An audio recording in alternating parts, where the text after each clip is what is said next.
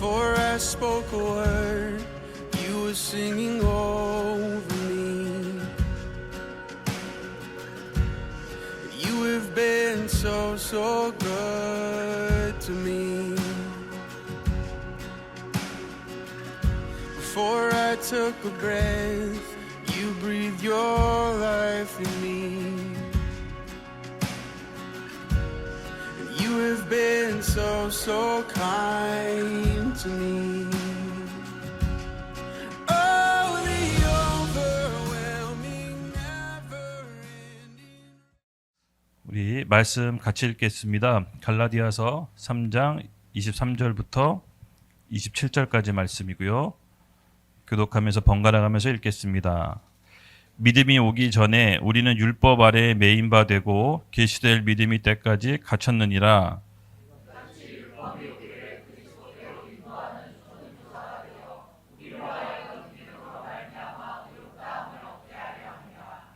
믿음이 온 후로는 우리가 초등교사 아래에 있지 아니하는도다.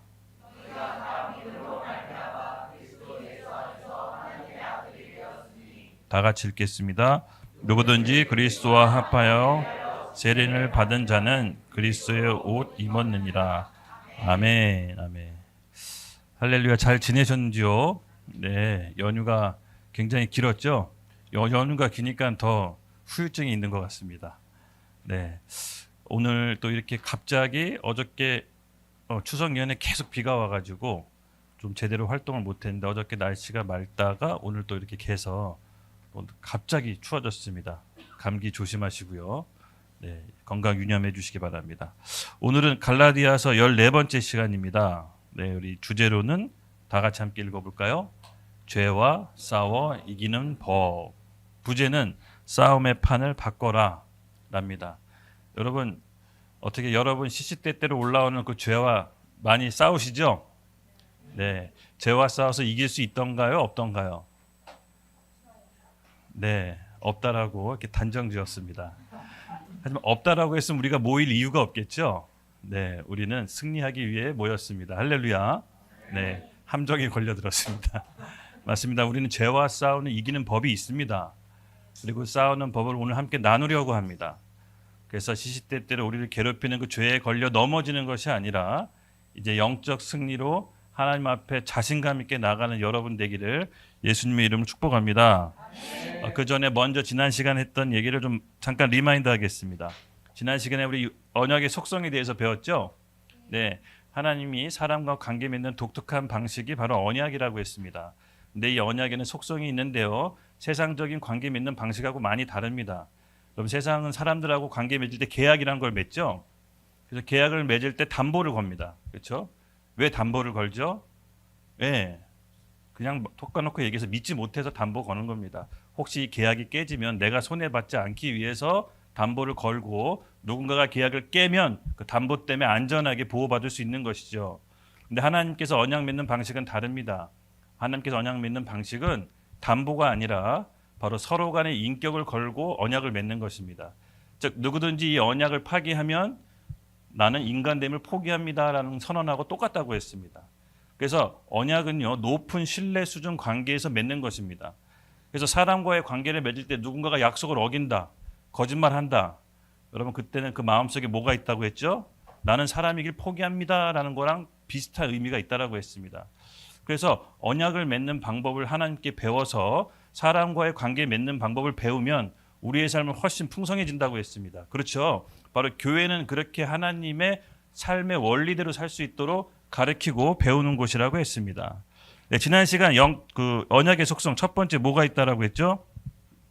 언약은 맺을 땐 한 개인하고 맺지만 혜택은 공동체가 받는다고 했습니다. 그렇죠? 두 번째, 언약은 신실성이 있다고 했습니다. 맞습니다. 우리 조상 때 맺은 언약도 그때 당시 이루어지지 않더라도 시간이 지나서 자손 때 맺을 수도 있고 나 때 이루어질 수도 있는 언약의 신실성이 있습니다. 그 말은 무엇이냐? 내가 파기하지 않으면 언약은 하나님께서 파기하지 않는다는 것입니다. 그래서 우리가 하나님께 언약을 맺었다고 해서 그때 당시 잘 이루어지지 않다고 해서 여러분 실망할 필요가 없습니다. 왜냐? 내가 언약을 파기하지 않으면 하나님께서는 가장 좋은 때에 그 언약을 이루시기 때문입니다. 할렐루야. 네. 그리고 언약의 속성 세 번째가 있습니다. 조건 없는 은혜라고 했습니다. 조건 없는 은혜. 맞습니다. 여러분 율법은 우리가 어떤 걸 해야 축복받고 율법을 어기면 저주를 받는 약간 행위의 언약이 있다고 했지만 이 은혜의 언약은 뭐라고 했죠? 조건이 없다고 했습니다. 예수님께서 십자가에서 이뤄놓으신 그 공로에 힘입어 우리가 하나님과 언약을 맺은 거기 때문에 우리 편에서는 아무런 조건이 없습니다. 오직 믿음만 요구할 뿐입니다. 그래서 어떻게 비유하자면 여러분 이 세상에서 가장 큰 재벌이 누구죠? 네, 무슨 삼성 이재용 회장이라고 하면 이재용 회장이 지금 아무것도 없는 저하고 언약을 맺어서 그분의 가장 좋은 걸 저한테 주신 겁니다. 비유가 적절한지 모르겠습니다. 그래서 이 언약은요, 가장 부유하신 분이 아무것도 없는 사람에게 주는 지상 최대 맞교환 사건입니다. 근데 이 조건은 오직 뭐로만 이루어지느냐? 예, 믿음으로만 이루어진다는 겁니다. 이것이 이제 초자연적인 사건이죠. 믿으시죠? 네. 그리고 언약에 대한 네 번째 속성이 있습니다. 언약은 테스트먼트, 유언과도 같다고 했습니다. 즉 언약 맺은 사람이 죽어야 그 효력이 발생합니다. 그래서 예수님께서 십자가에서 죽고 돌아가셨을 때 십자가상에서 무엇을 이루어 놓으시는지 우리가 정확히 알아야 된다고 했습니다. 그래야 예수님을 믿을 즉시 십자가에서 이루어놓은 그 예수님의 풍성한 유업이 우리에게 상속된다라고 얘기했습니다. 기억나시죠? 네, 그래서 우리가 예수님 믿는다라는 것은 실제로 이 땅 가운데 내가 누려야 한 실제적인 삶까지도 여러분 예수님께서 염두에 두신 겁니다. 그래서 영적인 어떻게 보면 해방, 죄, 죽음, 사단에서 묶인 영적인 해방뿐만 아니라 이 땅에서 실질적으로 누려야 한 축복까지도 십자가상에서 다 이루어 놓으신 거고 그것을 믿을 때 그 유업을 우리에게 주신 거라고 했습니다. 기억나시죠? 네. 그런 연장선상에서 오늘은 이제 갈라디아서 14번째 시간입니다. 바로 죄와 싸워 이기는 법. 제가 이제 부제로서 싸움의 판을 바꿔라라고 했는데요. 예, 사실은 저도 죄랑 무던히 싸워서 여러 번 패배했던 사람입니다. 아니 어쩌면 지금도 패배하고 있을 수도 있습니다. 그렇지만 제가 보는 초점과 관점은 다릅니다. 제가 이 사업을 저는 이제 오래 했었잖아요. 15년 정도. 전 그래서 이 사업을 하면서 사역도 같이 했습니다. 사업을 하면서 사역을 같이 하면서 하나님께서 주신 축복이 있었다면 그 만남의 축복을 주셨어요.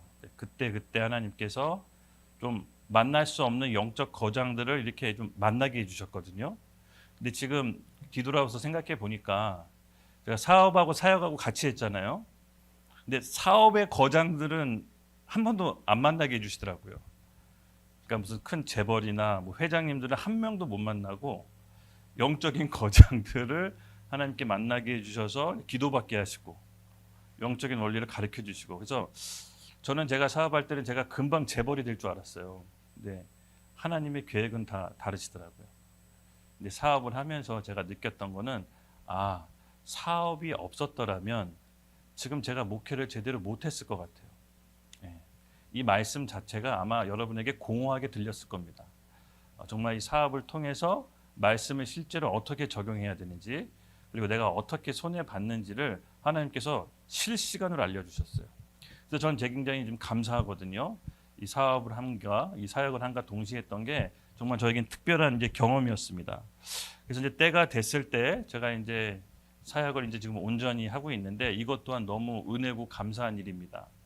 근데 제가 이제 이렇게 만나본 영적 거장들의 좀 특징이 있었습니다. 예. 그들의 특징은 싸움의 판이 다르더라고요.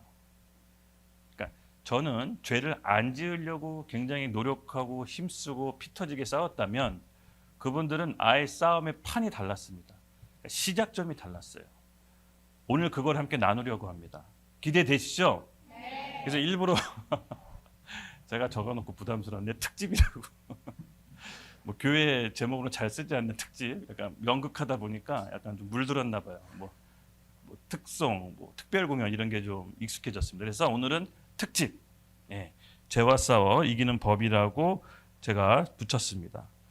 지난 시간 제가 잠깐 설명드렸지만 성경은 큰 카테고리가 여러분 잘 아시다시피 두 가지가 있죠. 구약과 신약이 있습니다. 근데 구약은 두 카테고리를 또 나눈다고 했습니다. 바로 창조와 모세가 율법을 받기 사이까지의 시대를 양심의 시대, 그리고 모세가 율법을 받고 예수 그리스도께서 십자가에서 죽고 부활하시는 그 사이가 율법의 시대. 그래서 예수님께서 부활하시고 성령이 강림하고 지금까지가 우리가 살고 있는 교회 시대, 성령의 시대라고 합니다. 그렇죠? 성경은 이렇게 큰 세 개의 시대로 나누어지는데 오늘 제가 말씀드리고 싶은 거는 이 23절을 먼저 읽기 전에 우리가 어떤 시대에 살고 있는지를 먼저 대충 큰 그림으로 컨셉을 잡아놓고 오늘 말씀을 들어가려고 합니다. 그래서 23절 우리 같이 함께 읽겠습니다. 시작.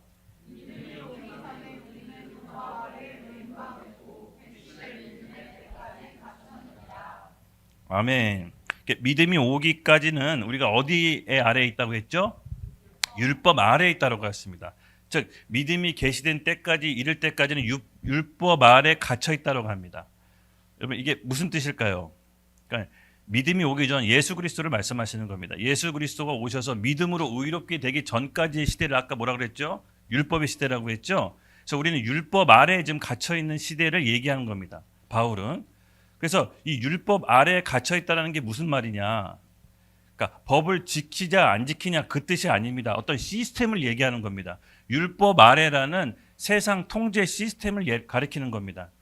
즉 믿음으로 우리가 의롭게 되기 이전에는 어떤 율법 아래는 세상 시스템이 있다라는 겁니다. 그래서 그 세상 시스템을 지금 바울이 설명을 하는 겁니다. 그래서 23절에 보면요. 큰 그림으로 봤을 때 지금 어느 시대에 머무르고 있느냐? 갈라디아 교인들이 율법 아래 그 시스템에 머무르고 있는데 말씀에서는 그것을 죄와 사망의 법이라고 얘기합니다. 죄와 사망의 법. 예. 즉 율법 아래의 그 시스템이 죄와 사망의 법이 시스템이라면 그의 수장은 누구냐? 사단이죠. 예. 바로 세상 임금이라고도 하고요. 세상 신, 옓뱀이라고도 성경에 표현되어 있습니다. 즉 구약에서는 율법 시대에는 이 죄와 사망의 법이라는 시스템 하에 갇혀 있습니다. 이제 빠져나올 수가 없는 겁니다. 예. 그래서 이 시스템 안에서 아무리 죄와 싸워서 이기려고 해도 이길 수 있다 없다? 없다.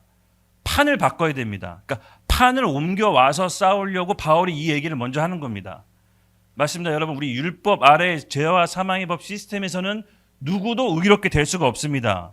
지난 시간에 율법의 속성을 얘기했죠. 다람쥐 책받기 같이 돌아가는 연속성이 있다라고. 아무리 벗어나려고 해도 벗어날 수가 없는 게 율법의 특성입니다. 그래서 이 구약 시대와 신약의 시대의 대표적인 근본적인 차이라고 뭐가 있냐라고 얘기했을 때 여러분 뭘까요? 구약 시대와 신약 시대의 대표적인 큰 차이가 있습니다. 이제 요거를 알고 오늘 말씀을 같이 좀 나누려고 하는데 구약 시대는요. 기본적으로 말씀을 그러니까 순종할 힘이 없습니다. 인간에게. 그러니까 말씀을 따라갈 수 있는 힘이 구약 시대에는 존재하지 않았습니다. 근데 신약 시대에는 뭐가 다르냐? 오늘날 신약 시대에는요. 예수님께서 십자가에서 죽고 부활하셔서 하늘로 승천하셨죠? 그리고 아까 우리에게 뭘 주셨다고 했습니까? 성령. 그래서 성령께서 우리 안에 내주하시면서 우리를 통치하십니다. 그래서 아까 성령의 시대라고 했죠? 그래서 우리가 성령의 내주하심과 통치함을 받으면서 이제부터는 말씀에 순종할 수 있는 힘이 생긴 겁니다. 그래서 구약과 신약의 가장 큰 차이점은 뭐냐? 구약 사람들은 말씀에 순종하고 싶어도 순종할 수 있는 힘과 능력이 없었던 거였고요. 신약은 성령이 우리 가운데 함께 계시기 때문에 그 성령의 힘입어 성령의 말미암아 말씀에 순종할 수 있는 힘이 생긴 겁니다. 아셨죠? 그래서 판이 조금씩 그려지죠. 우리가 어느 판으로 옮겨와서 싸워야 되는지 여러분 머릿속으로 좀 그려오시면서 따라오시기 바랍니다. 그래서 이 성령의 힘으로 신약의 관점은요. 내가 예수 그리스도 안에서 누군지 먼저 확고히 아는 겁니다. 예수님께서 십자가에서 이루어 놓으신 게 무엇인지를 정확히 알고 시작하는 겁니다. 그 신약의 관점으로 구약을 보는 거예요. 구약은 우리의 삶의 지도와도 같아요. 그러니까 성경은 이렇게 하라 저렇게 하라고 구체적으로 나와 있지는 않지만 우리의 삶의 원리와 지도가 구약에 나와 있어요. 그래서 예수 그리스도 안에서 내가 누군지 확고한 정체성이 신약에서 알려준다면 그 정체성으로 구약을 바라보면서 구체적인 우리의 삶을 적용하는 거예요. 이게 데칼코마니죠. 맞아 떨어졌을 때 신약과 구약이 풍성하게 우리 가운데 역사하는 겁니다. 할렐루야. 그래서 이제 그 관점으로 오늘 우리 이렇게 바라보고 따라오면 됩니다. 그래서 율법 아래에 있다라는 것은 그 법을 지키느냐 마느냐가 아니라 어떤 시스템이라고 얘기했죠. 그래서 그 시스템 안에서 작용하는 힘이 있는데 그 작용하는 힘이 언제까지냐? 23절에 뭐라고 나와 있습니까? 계시될 믿음이 올 때까지. 그 믿음, 예수 그리스도가 올 때까지 그 율법의 힘은 작용한다고 합니다. 이 말은 뭐냐? 예수 그리스도가 오시면 이 율법의 시스템은 끝난다라고 합니다. 근데 우리가 오해하지 말아야 될 거 있습니다. 끝난다라고 했을 때 모든 사람에게 이 말씀은 적용이 됩니다. 그렇지만 다 이 말씀이 우리 삶 가운데 열매 맺지는 않습니다. 왜? 우리의 의지적인 선택이 필요합니다. 우리의 의지적인 선택이 있어야 생명의 성령의 법으로 들어갈 수가 있는 겁니다. 하나님께서 역사하시는 대원칙이 있습니다, 여러분. 하나님은 본인이 창조해낸 그 창조 원리 안에서 역사하십니다. 즉 본인이 창조하신 창조 원리 바깥에서 역사하지 않으십니다.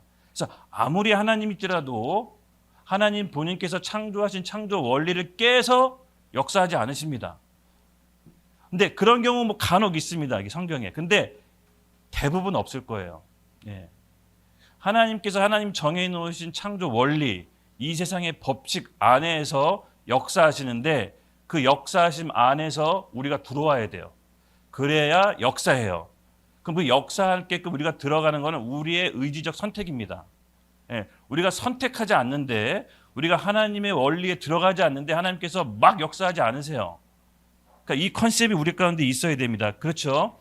그러면 판을 바꾼다라는 컨셉은 무엇이냐? 엄밀히 따지면 우리가 하나님이 만들어 놓으신 판으로 들어가야 돼요.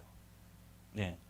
판으로 들어가서 이 죄라는 자식을 끌고 들어와서 이 판에서, 새로운 바뀐 판에서 싸워야 돼요. 거기서 두드려 패야 돼요.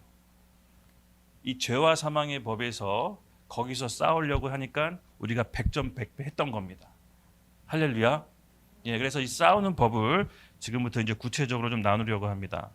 먼저 아까 우리의 상태가 어떤지 적나라하게 에베소서 6장에 나와 있는데 함께 읽겠습니다. 시작.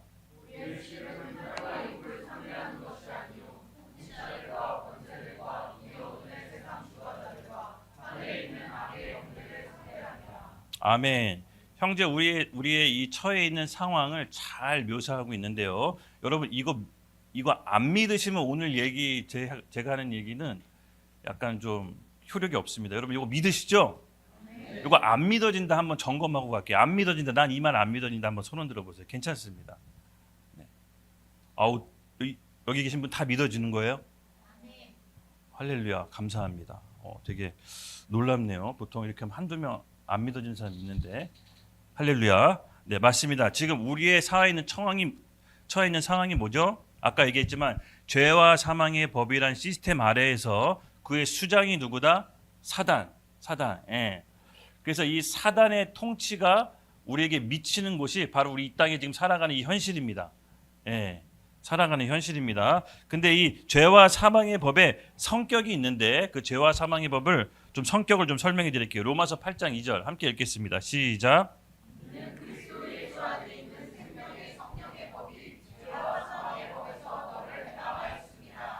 아멘, 아멘. 예, 이 죄와 사망의 법의 특징이 있습니다. 이 죄와 사망의 법의 특징은 뭐냐면요, 이건 죽이는 법이에요. 그러니까 계속해서 잘못한 것만 캐내고 또 캐내요. 여러분 혹시 그 법정에 한번 가본 적 있으세요? 형법 재판 받아본 적? 형사재판소. 형사재판소에 그냥 이렇게 방청 관람할 수 있는데 굉장히 영적이에요. 나중에 한번 시간 되시면 한번 가보세요. 형사재판소에 딱 가면은 이렇게 죄인이 있죠. 그리고 왼쪽에 이게 검사가 있습니다. 방청객에서 보면 검사가 있습니다. 그리고 오른쪽엔 변호사가 있습니다. 굉장히 영적이에요. 왼쪽에 있는 검사가 하는 일이 뭡니까? 이 죄인 왜 벌 받아야 되는지, 왜 죽어야 되는지 캐내요. 그러니까 왜 죽어야 되는지 이유만 캐내. 계속해서 캐내고 판사한테 보여요. 이래서 이 사람 형벌을 내려주십시오. 근데 오른쪽에 이제 변호사 보면요, 참 재밌습니다. 그럼에도 불구하고 죄인임에도 불구하고 왜 살아야 되는지만 얘기해요. 그러니까 왜 살아야 되는지만 캐내고 또 막 조사해요. 그럼에도 불구하고 어릴 적 가정 형편이 어렵고 외롭게 혼자 살았고 아픈 병이 있어서 불가피하게 이런 죄를 질 수밖에 없어서 그래도 판사님 정상 창잡해달라고 계속해서 살려냅니다. 그렇죠? 이게 딱 생명과 성령의 법이에요. 즉 한쪽은 왜 죽어야 되는지 계속 캐내고 한쪽은 왜 살아야 되는지만 계속 캐내요. 즉 죄와 사망의 법이라는 건요.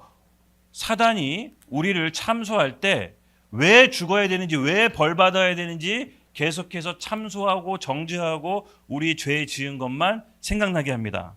이게 죄와 사망의 법입니다. 그렇죠? 그래서 우리가 기본적으로 사단하고 싸울 때는 이 죄와 사망의 법 이 판에서는 이길 수가 없습니다. 이 판에서는 도저히 싸워서 이길 수가 없어요. 그래서 예수님께서 깔아놓으신 새 판으로 이동해야 되는데 이 판이 어디냐? 생명의 성령의 법. 이 판으로 우리가 가야 되는 거죠. 근데 정말 특이한 것은 죄와 사망의 법에 속해 있던 사람이 생명의 성령의 법으로 자기가 옮겨주고 싶다고 해서 옮길 수 있는 것이 아닙니다. 놀라운 여기서 하나님의 신비가 있는데 두 나라의 법은 서로 이민을 안 받아준다고 얘기했죠. 서로 비자 발급이 안 됩니다. 이민을 받아주지 않습니다. 그럼 어떻게 옮겨지느냐? 죄와 사망의 법에서 죽고 생명과 성령의 법에서 다시 태어나야 돼요. 그럼 어떻게 이런 일이 가능하냐? 예, 성경은 믿음으로 초자연적으로 일어난다고 합니다. 즉 내가 죄와 사망의 법에서 사단의 통치를 받았다면 여기서 싸우는 게 아니라 생명의 성령의 법으로 옮겨져야 되는데 예수 그리스도에서 십자가에서 행하신 그 공로를 믿음으로써 죄와 사망의 법에서 죽고 없어지는 겁니다. 이따 설명해 드릴 텐데 생명과 성령의 법에서 다시 태어났다라고 합니다. 완전한 새로운 피조물로 전에 존재하지 않은 존재로 다시 거듭난 겁니다. 그래서 율법학자 니고데모가 이게 궁금해서 예수님께 밤에 찾아오죠. 어떻게 물과 성령으로 거듭날 수 있냐라고. 예, 그 얘기입니다. 그래서 우리가 판을 옮기는 법을 지금 함께 오늘 믿음으로 가져가시기 바랍니다. 그리고 잊어먹지 마시고 똑같이 죄질상 내가 연약한 걸려 넘어지는 부분이 있다면 오늘 이거 배운 것을 생각하십시오. 달리 특집이 아니지 않습니까? 그렇죠? 제가 오늘 침이 많이 튀기네. 원래 침을 안 튀기는데 오늘 열변을 토합니다. 중요한가 봅니다. 우리 24절 같이 읽겠습니다. 시작. 이같이 율법이 우리를 그리스도께서 인도하는 초등교사가 되어 우리로 하여금 믿음으로 말미암아 의롭다함을 얻게 하려 함이라. 아멘. 아멘. 예. 아까 사단이 율법 아래의 그 통치 시스템인 죄와 사망의 법을 우리를 통치한다고 했죠. 근데 이 율법의 역할이 바로 사단의 도구입니다. 사단이 통치하는 방법이 도구. 근데 율법 자체는 악한 것도 아니고 선한 것도 아닙니다. 예, 율법은 여기서 말했듯이 율법을 통해서 우리가 그리스도께로 인도받는 초등교사와 같은 역할을 한다고 했습니다. 지난 시간 우리 율법의 속성을 얘기했을 때 여러분 율법을 통해서 의롭게 될 수 있을까요? 없을까요? 없다라고 합니다. 그럼 하나님께서 왜 율법을 통해서 의롭게 되실 수 없는 걸 알면서 왜 율법을 주셨을까요? 구약시대 사람들에게. 예, 그렇습니다. 아멘. 율법을 통해서 죄를 깨닫고 율법을 통해서 믿음으로 받는 구원이 얼마나 값진지를 깨닫게 된다고 했습니다. 즉 율법이 없으면 내가 믿음으로 받는 구원이 얼마나 값진지를 알 수가 없습니다. 그렇죠? 지난 시간에 제가 그 용돈 얘기했잖아요. 어릴 적에 제가 어머님이 늘 돈을 줘가지고 저는 집에 어머님이 부자인 줄 알았는데 저는 어머님이 직장 가서 어머님이 어떻게 일하는지 봤습니다. 초등학교 2학년 때 어머님보다 나이 어린 사람한테 굽신거리고 허리를 조아리면서 심부름을 하는 거 보고 우리 어머니가 나한테 준 돈이 정말 힘들게 번 돈이라는 걸 그때 처음으로 알고 철이 들었다고 했죠. 맞습니다. 율법이 없으면 믿음으로 받는 구원이 얼마나 값진지를 모릅니다. 즉 율법을 통해서 내가 죄인이라는 사실을 철저하게 깨닫고 내 행동과 의와 행위로는 절대로 의롭게 될 수 없다는 것을 안 다음에 믿음으로 받는 구원이 얼마나 은혜인지를 깨닫는 징검다리 역할을 한다고 했습니다. 그렇죠? 이걸 잊지 마시기 바랍니다. 그래서 그 율법은 어떤 역할을 하냐? 그리스도께로 인도하는 초등교사로 역할을 하는 겁니다. 근데 사단은 이 율법을 어떻게 이용하냐? 그러니까 죄와 싸우는 관점을 지금부터 설명해 드릴게요. 사단은요, 율법을 지켰는지 말았는지 그거에 초점을 우리에 두게 합니다. 예. 율법을 어기면, 죄를 지으면 굉장한 정죄감을 주죠. 죄책감, 두려움까지 줍니다. 예. 영을 깨죠. 쓸모없는 사람이 된 것처럼 만듭니다. 그런 경험 해보신 적 있죠? 그래서 율법을 통해서 율법을 지킬 건지 말 건지를 계속해서 사단은 율법에 초점을 맞추게 합니다. 이게 사단의 전략입니다. 근데 그리스도께로 인도함 받은 거, 그리고 우리로 하여금 그 다음 구절, 믿음으로 말미암아 의롭게 함을 받았다. 예, 24절입니다. 24절. 믿음으로 말미암아 의롭게 함을 받았다. 우리가 초점을 맞춰야 될 거는 이겁니다. 이거. 그리스도 안에서 믿음으로 얻은 내가 의롭게 함을 받았는지 뭔지를 지금부터 자세하게 알아볼 겁니다. 즉 사단은요, 우리가 의롭다함이 뭔지를 모르면 계속해서 율법을 어겨서 우리의 죄책감과 두려움과 열등감을 심겨줘서 하나님과의 올바른 위치에서 벗어나게 합니다. 사단은 이게 전략입니다. 그래서 우리가 어떤 죄를 지을 때 여러분, 그 죄를 요번에 또 졌어. 내가 죄를 안 졌어. 막 이게 죄에 대해서 포커스를 맞추지 마시고 내가 그리스도 안에서 누구인지 그 정체성에 대해서 먼저 초점을 맞추십시오. 이것이 판을 옮기는 첫 단계입니다. 예, 이해되시죠? 예, 그래서 사단은 끊임없이 여러분들을 이거 지켰어 안 지켰어? 너 이거 어겼잖아. 네 어저께도 이런 짓 했잖아라고 계속 우리의 행위에 초점을 맞춰서 우리를 자꾸 낙담시키고 좌절시킵니다. 그런데 아닙니다, 여러분. 계속해서 그렇게 가는 것이 아니라 예수 그리스도 안에서 믿음으로 말미암아 의롭게 됐다는 것이 무언지를 깨닫게 해야 됩니다. 그래서 여러분 믿음의 판을 짜시고 엄밀히 얘기하면 예수님께서 짜놓은 판에 죄를 데리고 와야 됩니다. 데리고 와야 됩니다. 예, 지금부터 설명하겠습니다. 그렇다면 여러분 하나님이 세우신 그 믿음의 원리, 그 역사 법칙이 뭔지를 제가 잠깐 좀 설명해 드릴 텐데 여러분 의가 뭡니까? 혹시 지난 시간 제가 계속 말씀드렸지만 네, 할렐루야. 되게 연출님 모범생이십니다. 예, 맞습니다. 의는요 하나님과의 나와의 올바른 관계를 뜻한다고 얘기했습니다. 근데 의는요 우리가 생각했을 때 의는 우리가 죄가 면책된 거, 죄가 사함 받는 거가 의롭다라고 생각합니다. 근데 이것도 틀린 건 아닙니다. 이 말도 틀린 건 아니지만 기본적으로 우리가 하나님 앞에 의롭게 되었다는 것은 justification, 면책이 아니라 결백한 상태, 죄가 지은 적이 없는 justification을 얘기하는 겁니다. 그래서 이게 하나님 앞에서 우리가 의롭게 됐다는 것은 죄가 있는데 죄를 사해주는 뜻도 있지만 더 높은 상위의 개념의 의는 한 번도 죄를 지은 적이 없는 결백한 상태로 나아가는 것입니다.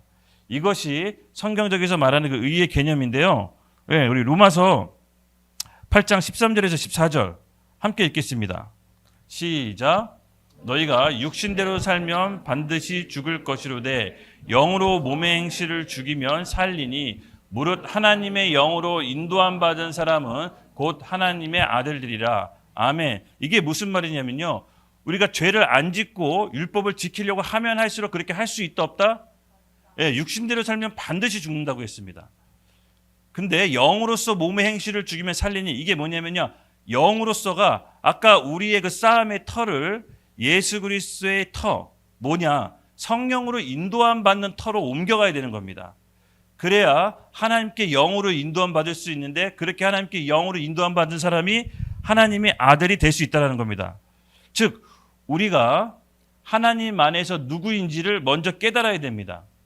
예수님을 그리스도를 믿는 즉시 우리 안에 하나님의 본성과 생명이 들어왔습니다. 하나님의 본성, 생명, 기능까지 있습니다. 그래서 하나님의 형상과 모양대로 우리를 창조하셨다는 것은 하나님과 같은 방불한 존재로 이 땅에서 태어나서 기능하고 성품도 나타난다는 것입니다. 그래서 이것을 우리가 잊어버리면 안 됩니다. 사단은 우리를 정죄함을 주는 게 뭐냐면요. 내가 하나님 안에서 본성이 있다라는 걸 잊어먹게 합니다. 그래서 계속 죄에 대한 행위에 초점을 맞추게 해요. 여러분, 그러면요, 내가 하나님 안에서 누군지 잃어버리게 되고 하나님과의 올바른 관계에서 벗어나기 시작합니다. 하나님과의 올바른 관계에서 벗어나면 하나님의 공급과 축복을 우리가 받을 수가 없습니다. 그래서 우리의 초점을 죄에서 두는 것이 아니라 하나님의 내게 주시는 본성, 성품, 기능, 그것이 있다라고 여러분 인식하시고 그것을 꽉 붙잡고 놓치지 마십시오. 예, 놓치지 마십시오.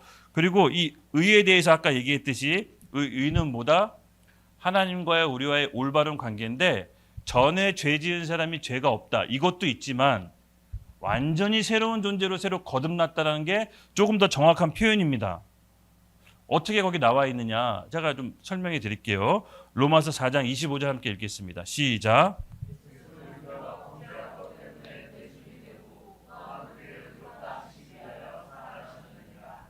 아멘, 아멘. 여기 여러분 말씀을 좀 읽었을 때 어떤 느낌으로 오셨나요? 예수는 우리가 범죄한 것 때문에 내줌이 되었는데 또한 우리를 의롭다 하시기 위하여 살아나셨느니라. 좀 어색하지 않나요?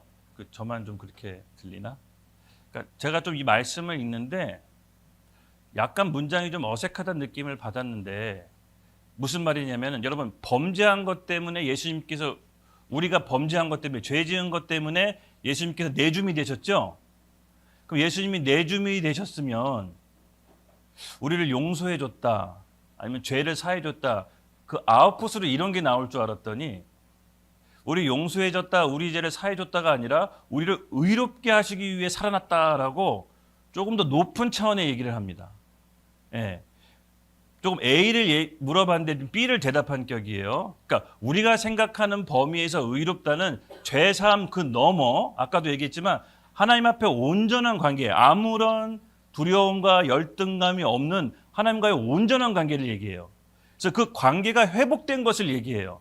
단순히 죄사함 받는 걸로 그친 것이 아니라 이전에 한 번도 죄 지은 없는 완전히 결백한 새로운 피조물 그 상태가 의로운 상태예요. 이 상태로 회복하셨다는 얘기예요. 그래서 죄를 의의 판으로 끌고 와서 싸우려면 여러분 이 인식이 있어야 돼. 내 안에 하나님의 본성과 생명과 기능이 작동한다. 나는 하나님의 DNA를 갖고 있다는 생각과 내가 예수님 안에서 어떻게 의롭게 됐는지를 이 두 축을 결코 놓치면 안 돼. 왜냐하면 죄를 지으면 사단은 이것을 건드려요. 너는 자격이 없어. 네가 그러고도 무슨 네가 하나님의 자녀야. 너 어저께 한 거 봐. 오늘 또 아침에 한 거 봐. 계속해서 우리의 행위에 초점을 두지만 우리가 바라보는 의의 싸움은 바로 우리가 한 것이 아니라 예수님께서 해 놓으신 것을 초점을 놓치면 안 돼요. 이해되셨죠? 할렐루야. 그래서 우리가 의롭게 됐다라는 거예요.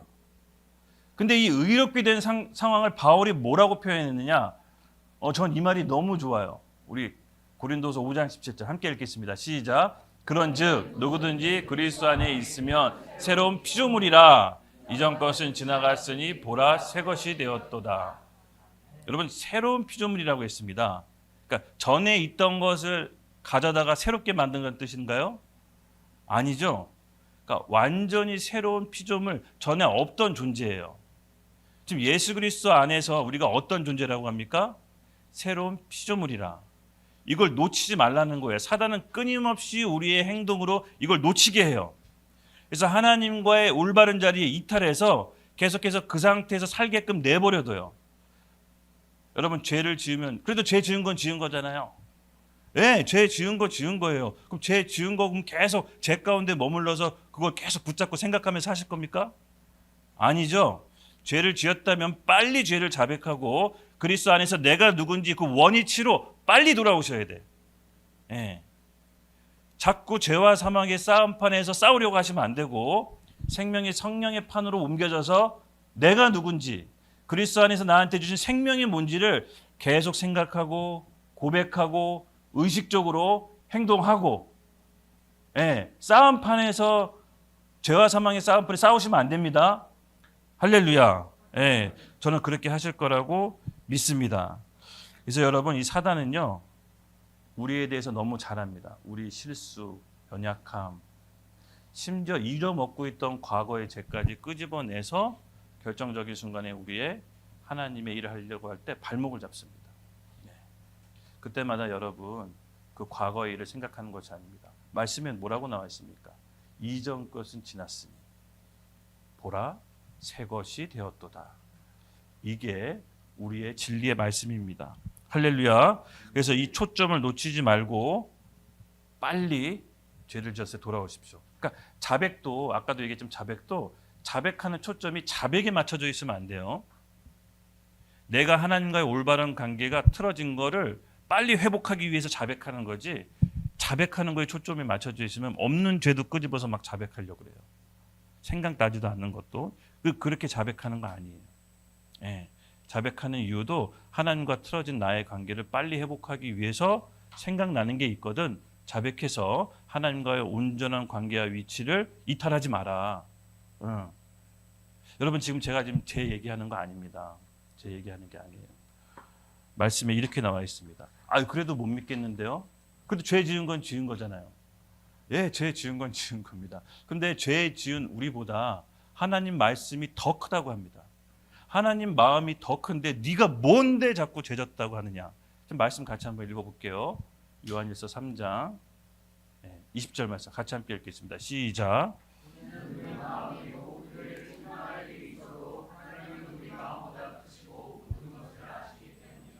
아멘. 설사 죄 지은 일이 있어서 우리 마음 가운데 계속 책망하는 일이 있어도 여러분 뭘 붙잡으라고요? 하나님 마음이 우리 마음보다 더 큰데 너가 왜 자꾸 죄 짓는 거에 머무르냐. 지금 이 말씀 하시는 거예요. 내 마음이, 내 피가 우리 인류 모두의 죄와 우리의 죄, 과거의 죄, 현재의 죄, 미래의 죄, 지금 우리 머릿속에 떠오르는 그 죄까지 전부 다 온전히 완벽하게 단번에 해결하셨다는 것을 믿는 겁니다. 예. 그리고 그 죄가 살면서 졌을 때 여러분 아까도 얘기했지만 빨리 자백하고 주님께 나아갈 때 아무런 거리낌 없이 원위치로 오십시오. 하나님이 우리 연약하고 죄 짓는 거 다 아시잖아요. 그렇죠? 하나님 마음이 큽니까? 죄 지은 우리 책망하는 마음이 큽니까? 하나님의 마음과 말씀이 더 크지 않겠습니까? 예, 우리가 이 하나님의 말씀을 의지하면서 나가는 것입니다. 할렐루야. 25절 같이 읽겠습니다. 시작. 믿음이 온 후로는 우리가 초등교사 아래에 있지 아니하는도다. 예. 25절까지 읽겠습니다. 예. 이제 그리스도 안에서 새로운 피조물로서 의로서 조금 정확한 개념 아셨죠? 네. 정확한 개념 아셨을 거라고 믿습니다. 그럼 이 개념을 알고 이 지점부터 이제 어떻게 살아야 되냐? 더 이상 율법 아래 초등교사 아래 있지 않고 새롭게 믿음으로 사는 삶이 우리가 펼쳐집니다. 그래서 이 믿음으로 삶은 삶이 뭔지를 다시 한번 이제 배워야 됩니다. 예, 맞습니다. 죄랑 싸우기 위해서는 아까도 얘기했죠. 판을 바꿔야 된다. 근데 그 판이 뭐냐? 내가 내 안에 있는 하나님의 본성, 생명, 성품을 내가 DNA를 받았다라는 걸 놓치지 마십시오. 하나님 안에 내 안에 하나님의 본성이 있다. 그리고 하나님과의 온전한 관계가 흐트러지지 않도록 계속 초점을 맞추시고요. 이것이 컨셉으로 갖고 어떻게 해야 되냐? 믿음으로 사는 훈련과 하나님의 형상과 기능대로 사는 훈련과 올바른 지식들을 이제 교회에서 배워야 됩니다. 그래서 이렇게 갔을 때 우리의 삶이 땅에서의 삶이 아니라 하늘에서 나는 초자연적인 삶이 펼쳐집니다. 너무 허황된 얘기 아닌가요? 제가 이 말씀 준비하면서 하나님께서 이렇게 좀 보여주신 원리가 있었어요. 그게 뭐냐면은 우리 이렇게 발이 땅에 붙잖아요. 왜 땅에 붙죠? 중력 때문에 붙잖아요. 중력. 이 지구에서 사는 사람은 이 중력의 법칙을 거스를 수 있을까요? 없을까요? 네, 아무도 거스를 수 없습니다. 무조건 땅에 달에 붙이고 있어야 됩니다. 그런데 밤이 낮에 하늘 보면 비행기 떠다니잖아요, 여러분. 그 비행기는 중력의 법칙을 거슬러서 양력의 법칙으로 날아가잖아요. 마치 이 세상이 이와 같다라는 생각이 들었어요.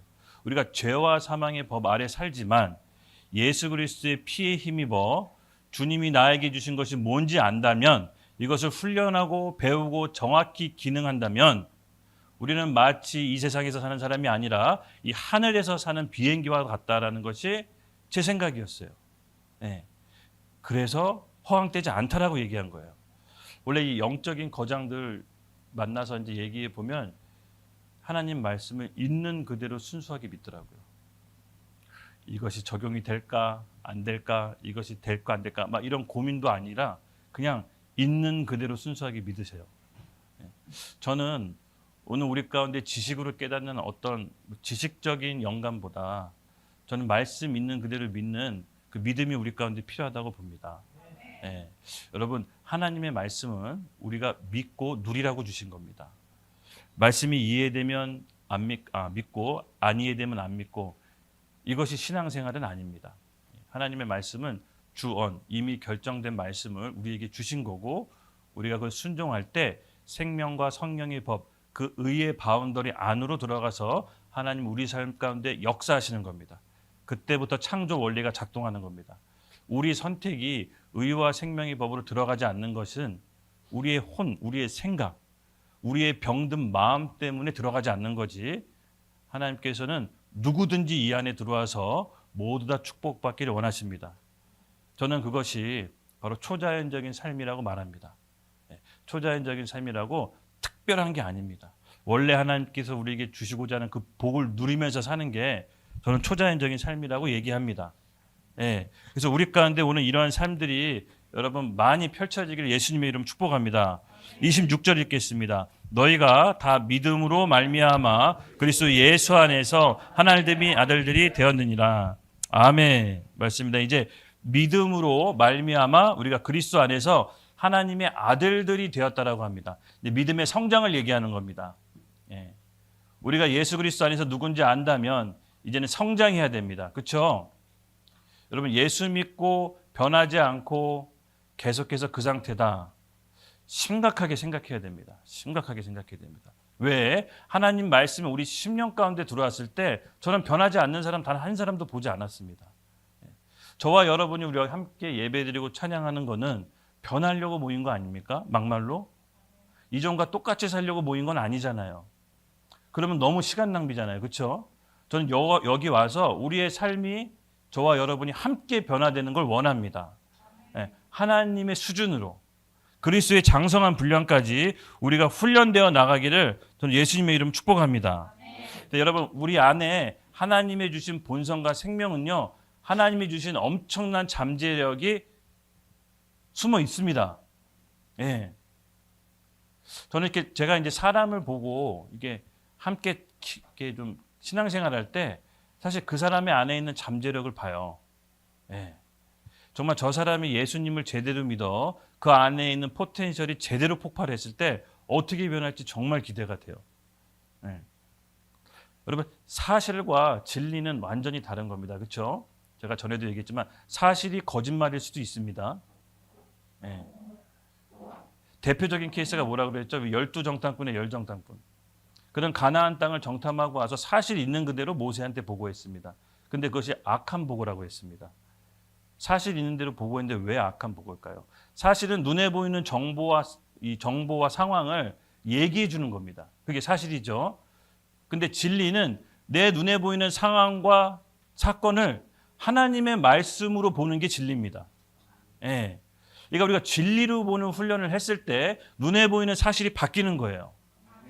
그래서 여호수아와 갈렙이 딱 보고 거짓말로 보고했어요. 어떻게 보면 인간적으로 거짓말로 보고했어요.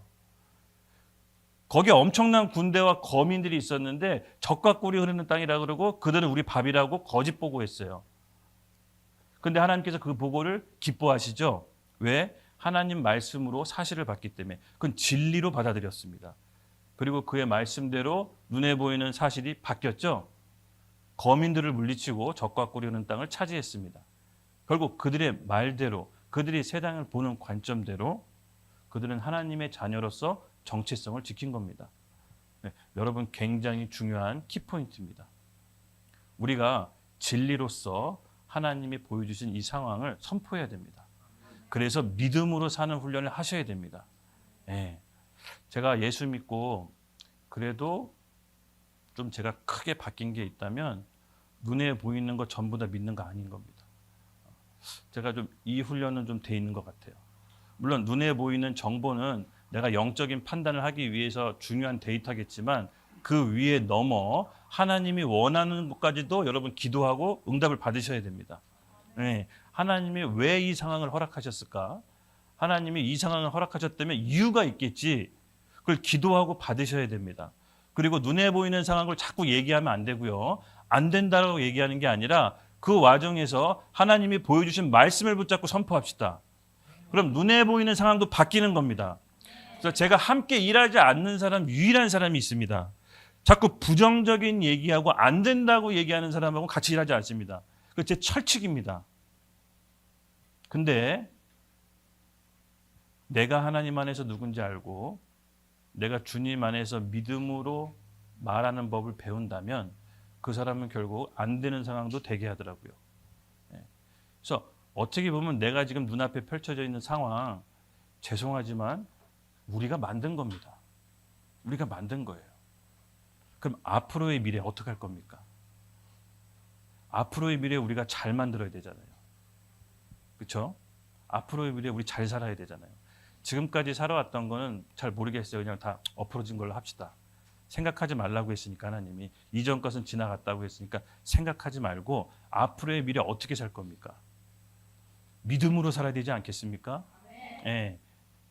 세상적으로 스펙 쌓아서 성공해서 재벌돼서 성공하는 것도 물론 좋습니다. 그렇게만 살 수 있다면 그렇게 사십시오. 그렇게라도 사는 게 전 좋을 것 같습니다. 근데 그럴 살 자신 없다면 우리 믿음으로 살아야 되지 않겠습니까? 네. 믿음으로 삽시다. 네. 할렐루야. 아멘. 그래서 우리가 이 영적인 관점을 보았을 때 여러분 하나님이 주시는 그 믿음의 눈으로 바라보는 것이 의의 판에서 바로 죄와 싸워서 이기는 법입니다. 대충 흐름 아셨죠? 그래서 어린아이와 같이 여러분 되어서는 안 됩니다. 갈라디아서 4장 1절. 갈라디아서 4장 1절 함께 읽겠습니다. 시작.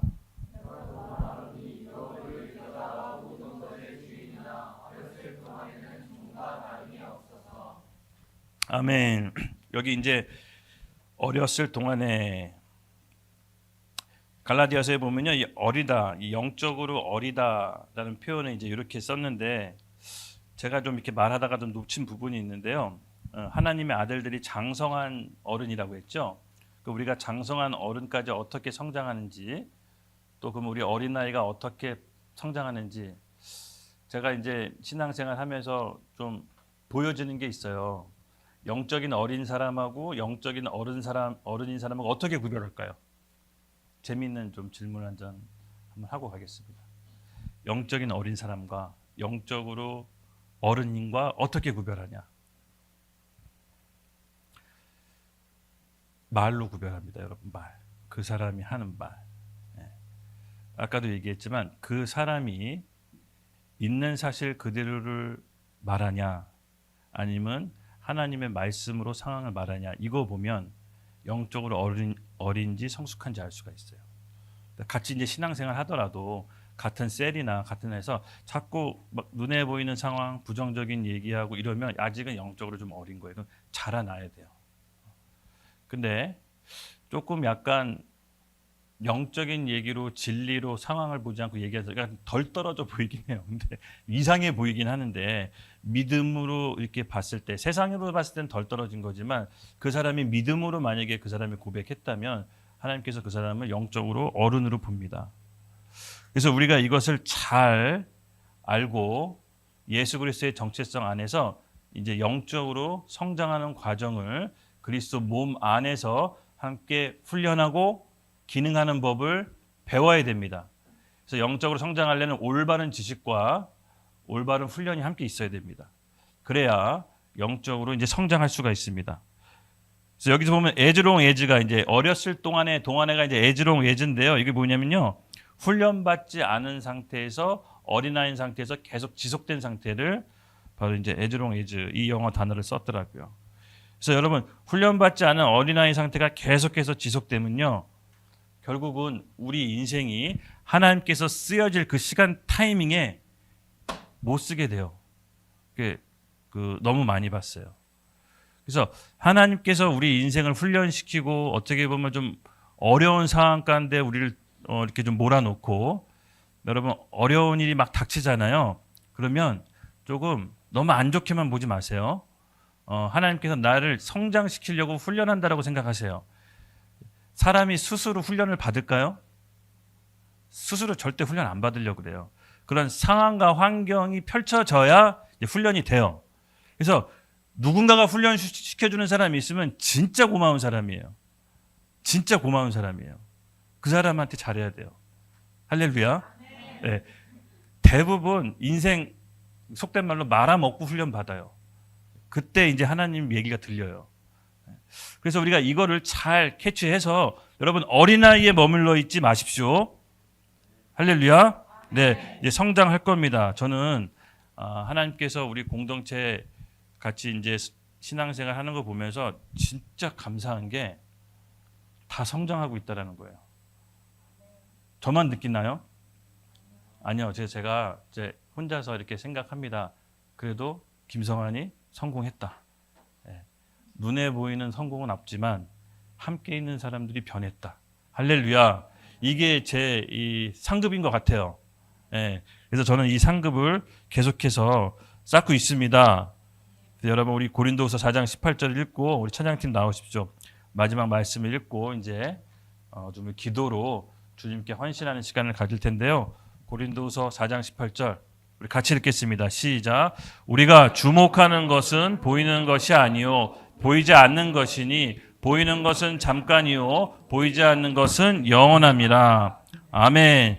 여러분 진리가 사실보다 항상 위에 있습니다.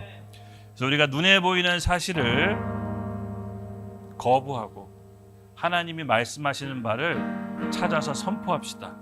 예. 저는 그렇게 했을 때 제 인생에 여러 번 바뀌는 여러 번의 경험을 했습니다. 여러 번의 경험을 했습니다.